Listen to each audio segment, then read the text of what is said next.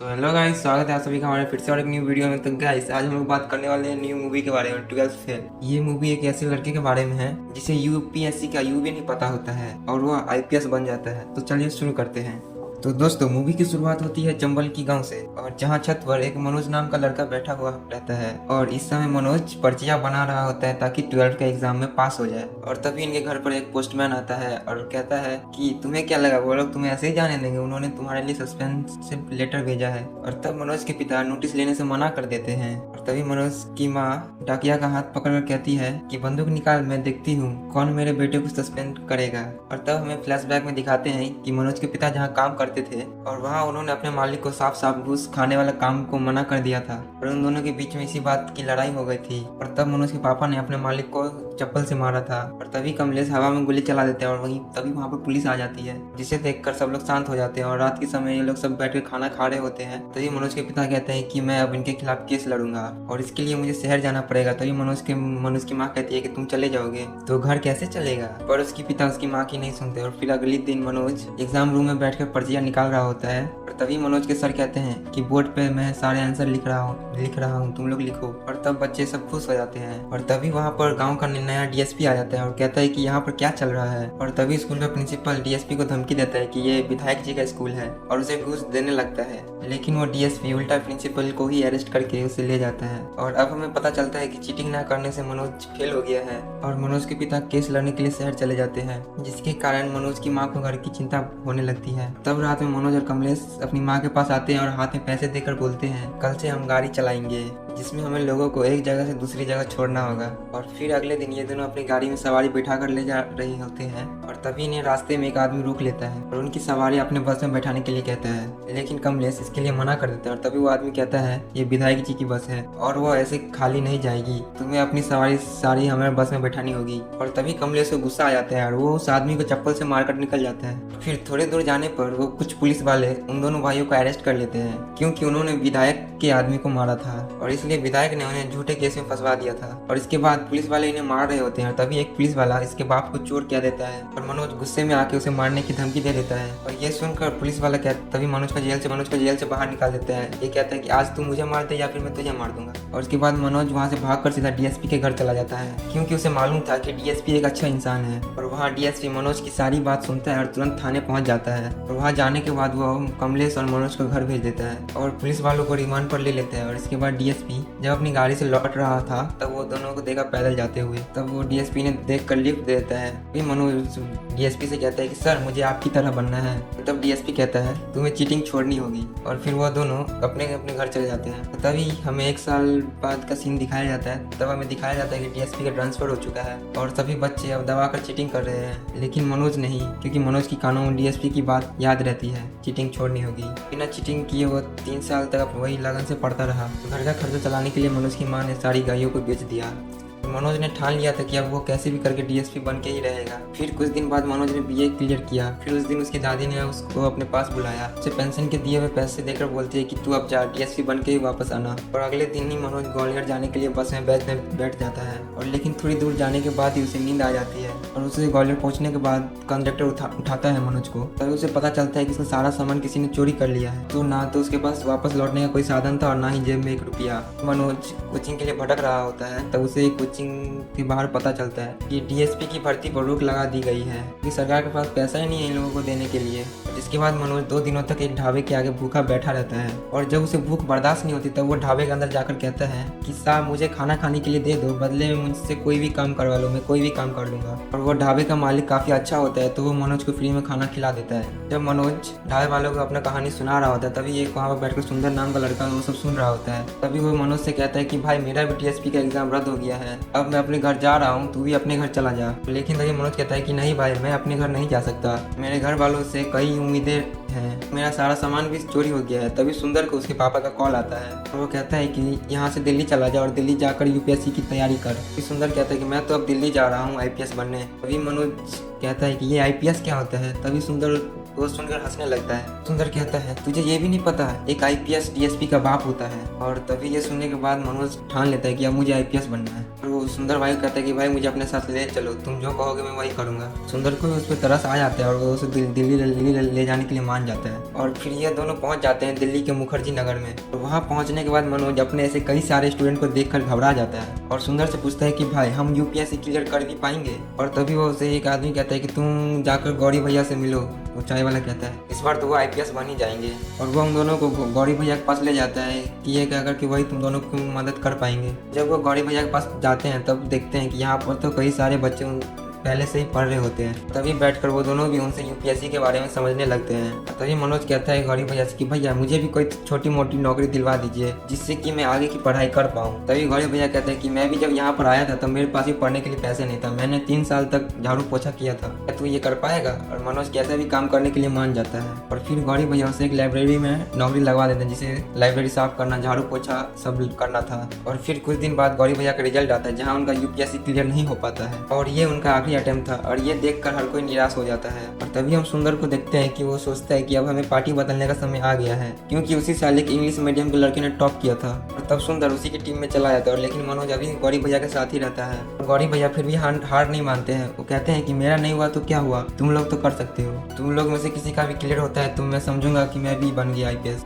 तभी गौरी भैया चाय की टपरी पर रिस्टार्ट का बोर्ड लगाकर चाय भी बनाते हैं और कोचिंग भी खोल लेते हैं। इसके बाद फिर बच्चों का पेपर शुरू होते हैं और मनोज पहले अटेम्प्ट में फेल हो जाता है। और लेकिन ये देखकर मनोज हार नहीं मानता और दूसरी बार ट्राई करने लगता है। गौरी भैया के चाय पर वो काम भी करता है। और एक दिन फिर मनोज चाय देते देते वो इंग्लिश मीडियम के बच्चे के पास पहुंच जाता है और वह मिलता है वहाँ सुंदर के सर दीप मोहन से जो आईपीएस बन चुके हैं। और वो मनोज से कहते हैं तुम्हें कभी भी मेरी जरूरत पड़े तो तुम मुझसे मदद मांग लेना। फिर मनोज 1 साल बाद फिर से एग्जाम देते हैं और इसका प्रीमियर निकल जाता है। और फिर वह मेंस के एग्जाम के लिए एक कोचिंग इंस्टीट्यूट में जाता है और जहाँ वो इंस्टीट्यूट वाले काफी ज्यादा फीस मांग रहे थे। और मनोज कहता है कि अभी तो मेरे पास इतना ही है और बाकी के पैसे मैं धीरे धीरे चुका दूंगा, उसके लिए आप मुझे इसी कोचिंग सेंटर में कोई नौकरी दिलवा दो। और वो कोचिंग वाली लड़की कहती है कि ठीक है, फिलहाल तुम जाकर वहाँ फोटो फ्रेम लगाने में मदद करो और कोई काम होगा तो मैं तुम्हें जरूर बताऊंगा। और तभी उस लड़की के पास एक क्लाइंट आती है और उनसे बात करने में बिजी हो जाती है। तभी मनोज को वहाँ एक फोटो दिखती है। तभी वो मनोज कहता है कि मैडम ये इस फ्रेम में जो लड़के हैं ना, इसे मैं जानता हूँ, ये इन्होंने यहाँ से कोचिंग नहीं ली है, आपको कोई गलत फहमी हुई है। तभी वो मनोज उस मैडम को अंदर ले जाकर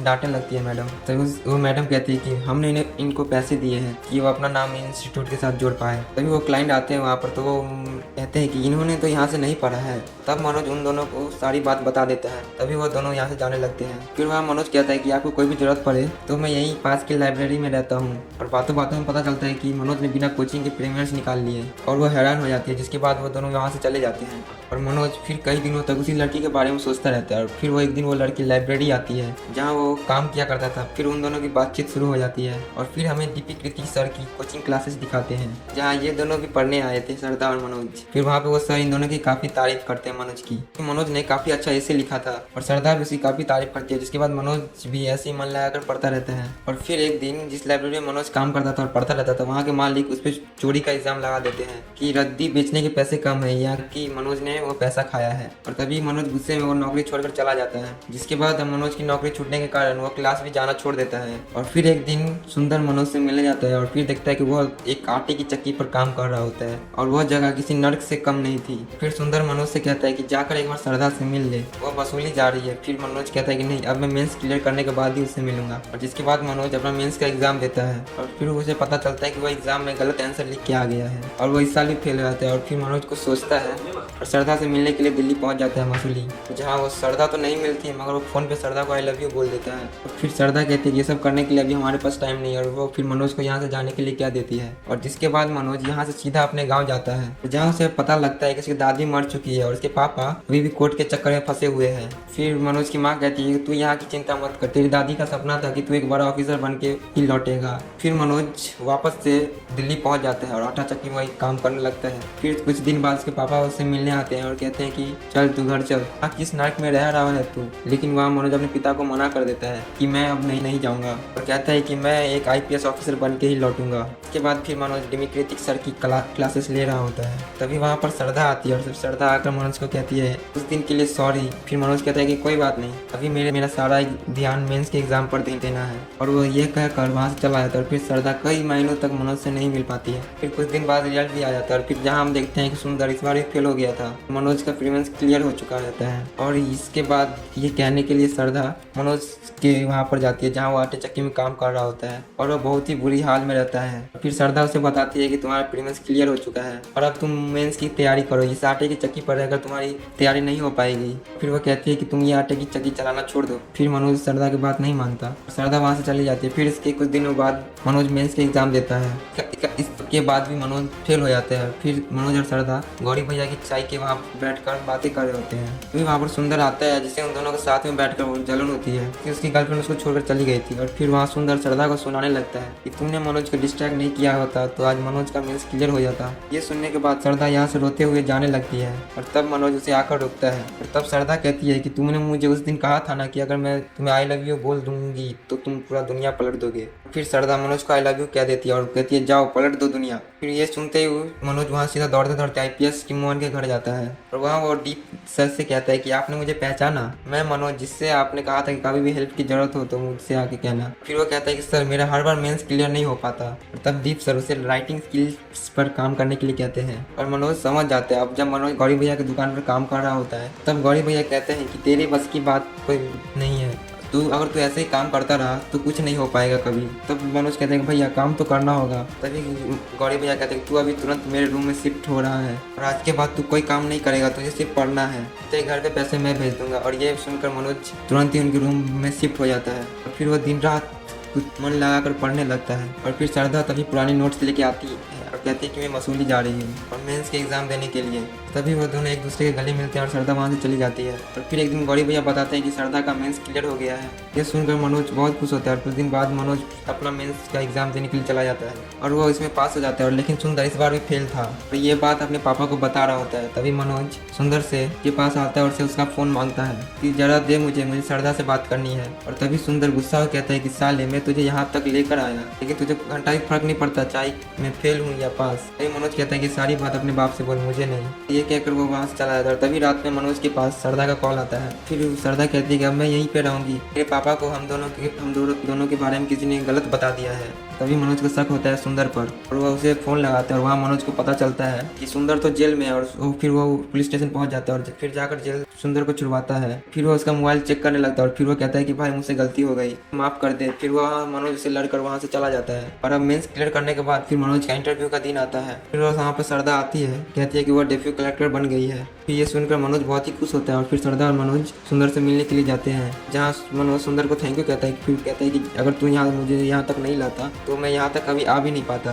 फिर सुंदर मनोज को ऑल द बेस्ट कहकर श्रद्धा से माफ़ी मांग लेता है और इनमें दोबारा दोस्ती हो जाती है। उसके बाद मनोज सीधा इंटरव्यू देने के लिए पहुंच जाता है। वहाँ उन्हें इंटरव्यू में पूछा जाता है कि तुम 12th फेल कैसे हो गए। तब वो मनोज कहता है कि वहाँ उस साल उनके गांव में चीटिंग नहीं हुई थी क्योंकि वहाँ पर एक नए डीएसपी सर आए थे, उन्होंने चीटिंग रोकी थी और सारे स्कूल फेल हो गया था। फिर वो मनोज को बाहर भेजते हैं और फिर थोड़ी देर बाद उसे वापस बुलाते हैं। फिर वो सर पूछते हैं अगर तुम आईपीएस नहीं बन पाए तो क्या करोगे। तब मनोज कहता है कि मैं अपने गाँव वापस चला जाऊँगा और वहाँ के बच्चों को पढ़ाऊँगा ताकि वो चीटिंग ना करे। फिर कुछ सवालों के बाद इंटरव्यू खत्म होता है और अब मनोज को लग रहा था कि उसका लास्ट अटेम्प्ट भी वेस्ट हो गया। इसके बाद फिर श्रद्धा मनोज को रिजल्ट देखने के लिए चली जाती है। फिर रिजल्ट में पता चलता है कि मनोज आईपीएस बन चुका है। ये सब सुनकर सब बहुत ही खुश था कि इतनी प्रॉब्लम के बाद भी मनोज आईपीएस बन गया। तो मनोज अपनी आईपीएस की ड्रेस पहनकर एक पुलिस स्टेशन जाता है जहाँ की डीएसपी उसे सलाम ठोकते हैं और ये वही सर होते हैं जिन्होंने मनोज को चीटिंग छोड़ने के लिए कहा था। और फिर मनोज डीएसपी सर के पाँव छूते हैं और कहते हैं सर पहचाना। डीएसपी सर उसे देख कर बहुत ही खुश हो जाते हैं, पहचान जाते हैं। मूवी अब यहीं पे खत्म होती है। मूवी अच्छी लगी हो तो चैनल को लाइक एंड सब्सक्राइब जरूर कीजिएगा। धन्यवाद। चलिए मिलते हैं नेक्स्ट वीडियो में।